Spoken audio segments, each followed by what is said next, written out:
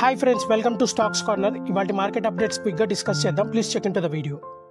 Hi friends, ఇవాళ market updates కనుక మనం చూసినట్లయితే ఈ రోజు 4-డే లాస్ కి నిఫ్టీ గానీ సెన్సెక్స్ మార్కెట్ అయితే బ్రేక్ పడ్డట్టు అయింది. కంటిన్యూస్ గా 4 డేస్ లాస్ అయితే చూసాం. ఈ రోజు మంచి పాజిటివ్ ఎన్విరాన్మెంట్ తో నిఫ్టీ గానీ సెన్సెక్స్ ఇవన్నీ మంచిగా పెరిగాయి. డీటెయిల్స్ అన్ని చెక్ చేసే ముందు ఒకసారి మార్కెట్ చెక్ చేద్దాం.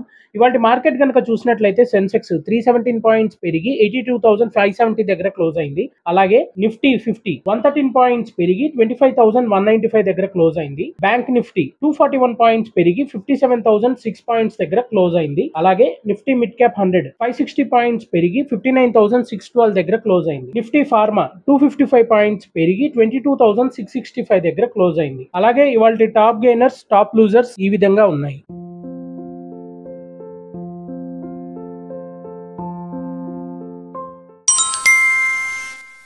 ఇవాళ మార్కెట్ ట్రెండ్ కనుక మనం గమనించినట్లయితే బెంచ్ మార్క్ ఇండిసెస్ వరుసగా 4 రోజుల లాస్ ని బ్రేక్ పడేలా చేశాయి.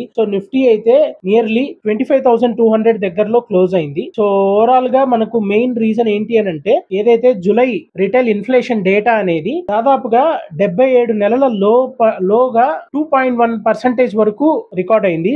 అది పాజిటివ్ ఎన్విరాన్మెంట్ అయింది. అలాగే ఈ రోజు రాత్రి ఏదైతే యుఎస్ లో సిపిఐ డేటా రాబోతుంది, దాని గురించి అందరూ కొంచెం మనం గమనించుకోవాలి.